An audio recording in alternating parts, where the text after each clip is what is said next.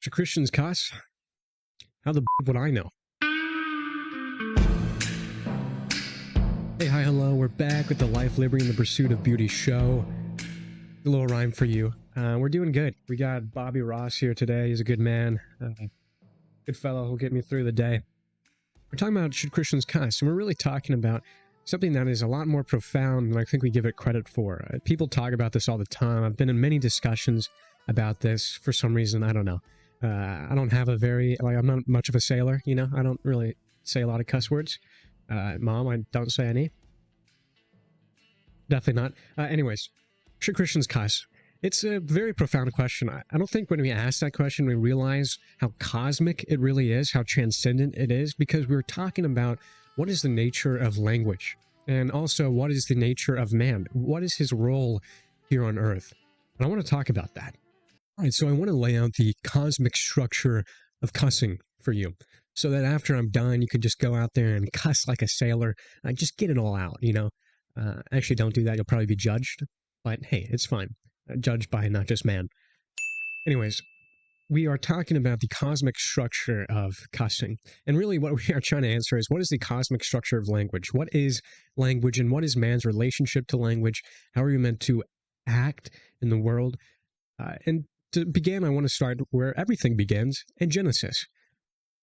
In the beginning, God says, "Let there be light," and there was light. And then he says it for everything else. He divides the light from the darkness. He brings forth the vegetation. He brings forth the animals. He separates the seas from the land. And eventually, he crowns his creation with man. Right. God speaks, and it was so. So we see in the very beginning the role of language, the role of words, the role of speech. What does it do? It separates the light from the darkness. It brings forth vegetation. It crowns man as king. That is language. It is something which transcends the created world. It is the very fabric of reality. Owen Barfeld knew this, and he actually convinced Lewis of this reality, that language is the primary mode of seeing the world because it is the very means by which the world came into being. Language is all around us. It is the very thing which we interact with. It is meaning always being given to us. Look around you right now. What do you see? What is it communicating to you? Because everything communicates something. When I look at a bed, I see something which I can sleep on. Not only that, but I see the colors. I see all of these things speaking to me, right? Think of a car. Car is communicating an infinite amount of thing, a fractal pattern which spans throughout time and space. A car has a telos, right? On the higher end of things, that is meant to take me places. It has a purpose. But on the lower end of things, you can zoom down to the material level. What is a car? What is it made out of? What is the stuff that it's made out of? Again, more language. When you look at the engine, you are seeing an engine. The engine is speaking to you. It is saying, I am an engine. This is what I do. This is what I am, right? Everything is language, and man is placed in the very center of it all. And in the beginning, we see God create these categories of heaven and earth. And that's a very important thing. It allows us to understand what are the categories of language. There is heaven and there is earth. And what is heaven? Well, heaven is meaning itself. It is light. It is that which allows us to see the world. It is that which allows us to see. But earth itself is also a language. It is material. Mathieu Peugeot, in his book, The Language of Creation, talks about man's role as this cosmic mediator. He's placed on the mountain of Eden in this garden, and he is close to heaven, and he is also close to the earth, and he is meant to bind them together, to take heaven, to take meaning and infuse it with matter, and also vice versa, to take matter and give it up as an offering to heaven. That is man's role, and man's role is essentially a speaking role. What is the very first task that God gives Adam? It's to name things, to speak to them, and to establish authority over them. Language is a means of authority. It is a rod that a king wields. It is the rod of the prophet. It is the rod of the priest. Everything is language. And language is a very powerful thing. And it is set up in the very beginning as two categories between heaven and earth, of the highest things and of the lower things. There's also another category, but we'll get to that soon. The law. Every Christian's favorite part about the Bible. Nothing like getting into the book of Leviticus and feeling like a huge sinner. But anyways, the law has this commandment in it. One of the 10 commandments, it is, do not take the Lord your God's name in vain. What it is saying here is essentially bringing forth the structure that I'm talking about, the structure of heaven and earth, the structure of the highest things, the lowest things. It is giving us categories by which to view the world, a framework, if you will, by which to use our language. And in this framework, we are given a name, which is the highest name. It is the name of God. And we are commanded not to use that name however we like. Just because you stub your toe doesn't give you the right to use this name, right? Just because you're angry doesn't give you the right to proclaim this name. There is a process that must be undergone. You must take off your sandals before you approach it, right? It is holy. It is reverent. Do not bring it into the realm of the common. It is not for you to use however you'd like, right? And so we are given this category of words that belong in its proper place. And that proper place is the highest place. So when you use the name of God, it is to describe the highest things. When you describe the activities of God, it's to describe the highest things. It doesn't belong on earth in the sort of lower sense. When I speak of earth, I'm not talking about where we live now, because we live in heaven in some sense now as well. We are to be, the kingdom of heaven is in us, right? The highest things are in us. And it's not a place as far as a place where material is. It is a place in the metaphysical sense. These words belong somewhere. This language spans throughout heaven and earth. But there's also another category, which is the category of hell, which spawns at the dawn of sin, not Adam's sin, but the devil's sin. And this category is the underworld, right? It is Sheol. It is hell. It is the lowest things. It is described as fire, right? It's this destructive thing. Does that mean that we can't use words that are destructive? No. It means that when we use words that are destructive, we better be using them in the right way, right? And so in the same way that we aren't to bring the highest things into the lowest things, we aren't to bring the lowest things into that which is higher, including the earth, and to the common. Because that which is unholy does not belong in the common either. It is defaming, it is vain, it is profane. But there is a proper place for it. And that's where I want to get into cuss words.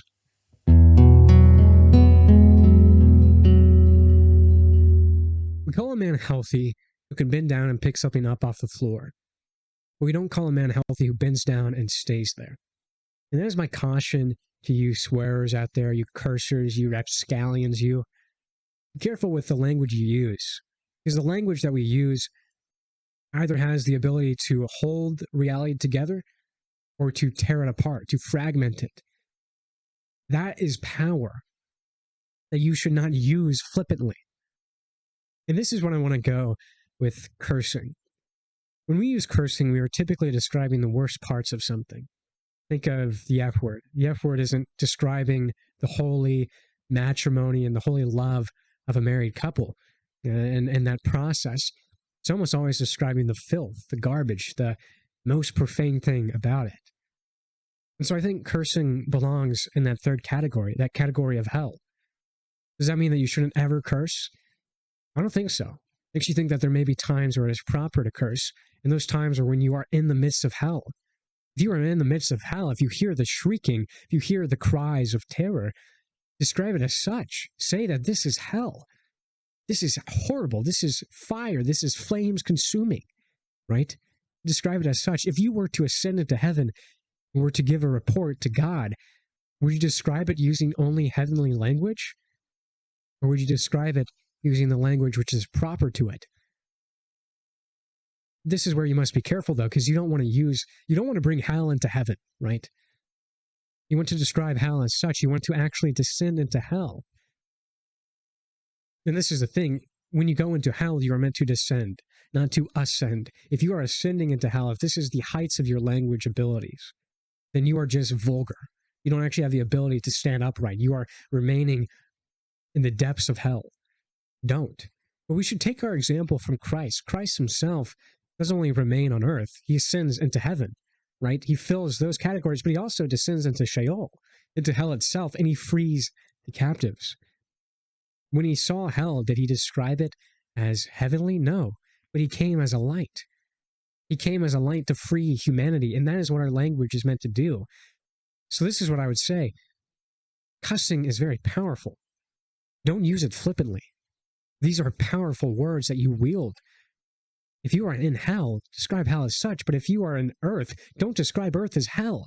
If you are in heaven, God forbid describe it as hell.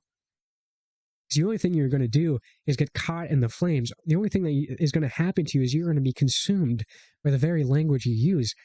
Very quickly, hell will rule you, or instead of you ruling hell. You are meant to be ambassadors of the truth, ambassadors of goodness, truth, and beauty. You're meant to be ambassadors of heaven. But heaven resides in you, and you, Christ, as the King of heaven, descended into hell and ascended into heaven. And he did it in its proper place, in a proper manner. He never brought hell into heaven. In fact, he purified all things. And that is what our language is meant to be, pure.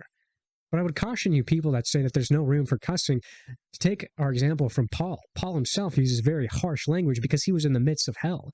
He was describing sin as what it is, filth, rubbish.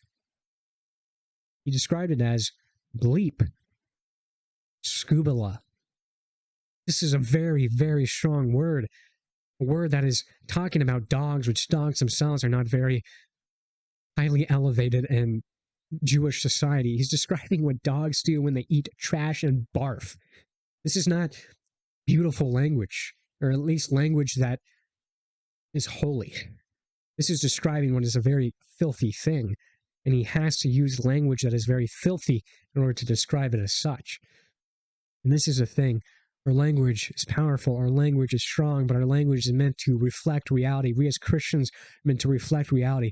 Ask yourself, am I telling the truth when I say these words? Am I describing this in a holy manner? Am I describing hell itself as I should? Am I operating as a mediator between heaven and earth? Am I communicating what I am meant to communicate? Am I giving this up as an offering of thanksgiving to the Lord? I hope what you get from this video is not a new licensed cuss. You're not the new James Bond of cussing, okay? What I am trying to present here is a vision of seeing the world, a vision of seeing the categories of heaven, earth, and hell, and seeing the Christian's proper place in them. And I'm trying to do that through language, because language, again, is the pattern of reality. And that means that we, as priests of this world, are meant to mediate that reality well, are meant to weave together and descend into the lowest parts, and ascend into the highest parts in a proper way, and to describe it as such. That is what I'm trying to present you with. So you may think to yourself, should I cuss? The answer to that is probably not. We probably don't have the wisdom to describe hell as we ought. We probably don't have the wisdom to describe heaven as we ought. And if you are given the wisdom, please do use it. But we're also meant to be careful with our language. We're meant to protect against violating our brother's conscience. And Paul says this in his epistles. We have the right to eat food sacrificed to idols. But that doesn't mean that we should. It doesn't mean that we should, especially if our brother thinks that we shouldn't, because it's not worth violating their conscience. It's not worth descending into hell when we ought not to. Now, I do think that there comes a time when a man must lean into the strength that he has and describe reality as he should. There may be a time where he is meant to descend into hell, but we must do it in a proper manner. We must do it in a manner that protects the people that are behind us. Chesterton says, we don't go into war because we hate what is in front of us, but because we love what is behind us. Our language is an act of war. Every time that we speak, we're trying to communicate heaven and earth and hell. And we are meant to do that in a loving manner. We are meant to do that in a way in which we descend into hell and free the captives, not in a way in which we descend into hell to stay there because it feels nice, because it's warm. No, we are meant to descend into hell in a way as a light. We're meant to descend to hell as someone who knows what he's doing, and not all of us know what we are doing yet. Not all of us are wise enough to do that. Don't let your language rule you. Rule your language. humble yourself before God. And don't just do whatever you want to do. Don't just say whatever you want to say. But be guided by the truth, by goodness and beauty. Be the cosmic mediator between heaven and earth. So to summarize the video, I'd say this. Man has a duty, and that duty is to mediate between heaven and earth, and this new category of hell, because of the dawn of sin. He's meant to reflect reality as Christ reflected reality by filling the hierarchy, of filling heaven, earth, and hell. That is man's role too. That is the Christian's role too, because the Christian is meant to be fully human. And that means that the language you use should reflect the categories that we are in, that we're residing in. We should do that in a very pure way, in a manner that protects the conscience of our brother and also is a light to the outside world. We are a city on a hill, not in a valley. So stay upon that hill, be a light. Doesn't mean that you don't speak down into the valley to those who are cast into the utter darkness. But it does mean that we don't become the darkness ourselves. This is our role as Christians. This is our role with the language we use. This is our role as people who are meant to be fully human. This has been the Life, Liberty, and the Pursuit of Beauty show. I hope you've enjoyed. If you have any questions, please leave them in the comments below. I want a discussion to start. You can even cuss at me. I don't care. Maybe what I've said is hellish and belongs in the category of hell. Maybe what I've said is heavenly. Probably not.